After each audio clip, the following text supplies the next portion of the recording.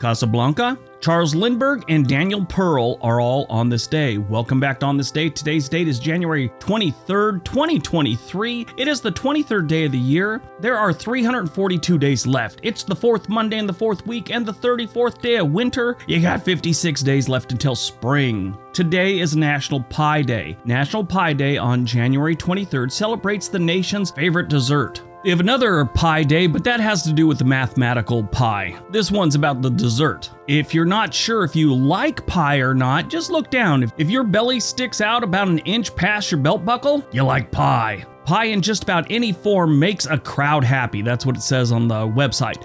Fruit pies like berry, you got cream pies, you got apple pies, pumpkin pie. Who doesn't love pumpkin pie? But I like National Pie Day. There's no hidden meaning or anything. It's just about pie. Enjoy your pie. They figure pies started being made somewhere around 10,000 BC in Egypt or the Stone Age. They're really not sure. One thing is for sure, humans have been eating pie for a very long time. Here's a fun fact. Cream-filled or topping pies are a favorite prop for humor. Throwing pies in someone's face has been a staple of film comedy since Ben Turpin received one in Mr. Flip in 1909. That was the first pie in the face. All right.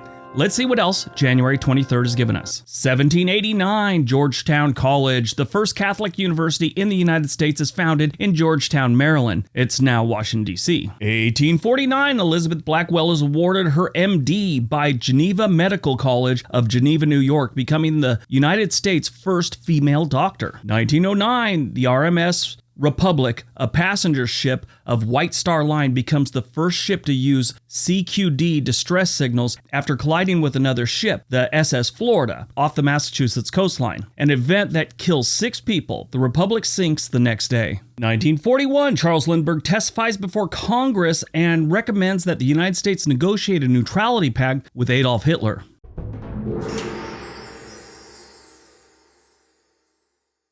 So, if you don't know, Charles Lindbergh was a pilot. He used to fly from St. Louis to Chicago all the time, and then decided that in 1927 he was going to fly his airplane, the Spirit of St. Louis, from New York to Paris. He got some financial backing for his flight, and on May 21st, 1927, he left New York City for Paris. He made it. Took him 33 hours, but he got there, flying all by himself. These days, that's not a big deal, but back in the time, it was huge. This put him in the national spotlight, and he received a prize of $25,000, which in today's money is about $400,000, maybe a little over. Then someone kidnapped and murdered his 2-year-old son, so he was in the press, and that's tragic. But that wasn't the end of Charles Lindbergh. He became kind of a national figure, and he decided to weigh in on what was going on with things going on in Europe and the British and the Jewish and the Roosevelt administrations being involved in it. We were doing this Lend-Lease program where we were giving cash and weapons to friendly countries. He really didn't think we needed to be involved in this, and we should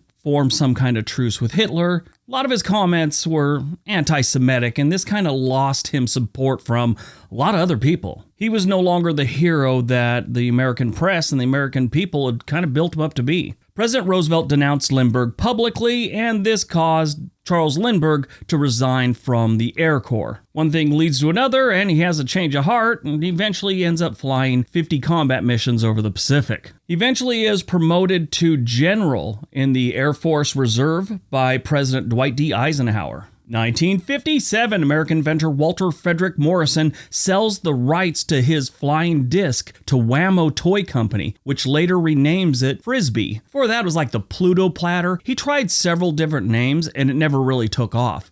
And once Wham-O got a hold of it, they changed the name to Frisbee, and it became a craze. 1964, the 24th Amendment to the United States Constitution prohibiting the use of poll taxes in national elections is ratified. 1986, the Rock and Roll Hall of Fame inducts its first members. I had no idea. Thought it was sometime in the 60s they opened this thing, but here they are. The first inductees were Little Richard, Chuck Berry, James Brown, Ray Charles, Sam Cooke, Fats Domino, the Everly Brothers, Buddy Holly, Jerry Lee Lewis, and Elvis Presley. 2002, U.S. journalist Daniel Pearl is kidnapped in Pakistan and subsequently murdered. They filmed it and they released it, and it's horrifying. They made a movie about it. 2018, the China-United States trade war begins when President Donald Trump places tariffs on Chinese solar panels and washing machines. Movies released on January 23rd, 1943, Casablanca, iconic film consistently ranked near the top of the list of the greatest films in history, thanks to what is often referred to as the best screenplay ever written. They have a whole class, like a semester-long class, on Casablanca and UCLA Film School, or at least they used to. Humphrey Bogart stars as an American who must decide between his ex-lover and helping her and her fugitive husband escape French Morocco. This is one of the greatest movies that was ever made. I mean, it's got everything. Spies, intrigue, drama, great movie quotes. It starred, like I said, Humphrey Bogart, Ingrid Bergman, Claude Rains, Peter Lorre, and Sidney Greenstreet. And in case you're wondering, everyone that starred in this film is dead now. Most of them died in the 1950s and 60s, not long after the movie came out. The movie won the Academy Awards for Best Picture, Best Director, and Best Adapted Screenplay. You know, it's one of those movies that they could never redo. It just wouldn't be the same, and there's no way they could live up to this movie. Sometimes they just can't be redone, like trying to redo the Mona Lisa or something like that.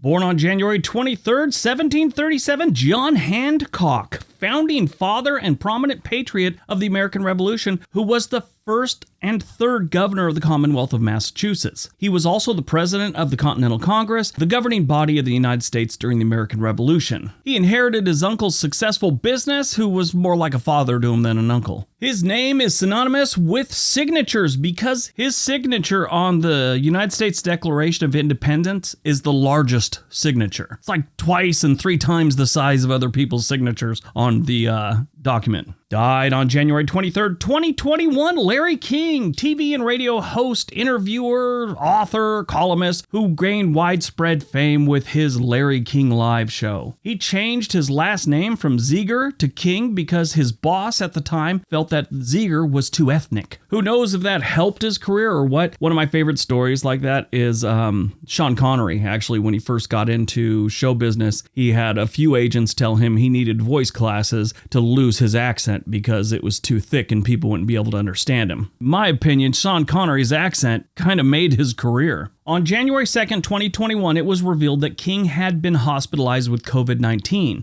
10 days earlier in a Los Angeles hospital. King's widow, Shawn Southwick King, told Entertainment Tonight that he had recovered from COVID-19 but died of sepsis as a complication on January 23rd, 2021 at the age of 87 at Cedars-Sinai Medical Center in Los Angeles. All right, that's today's video. Hope you guys enjoyed it. Hope you got some information out of it. Now go out, have a great day, and be nice to each other.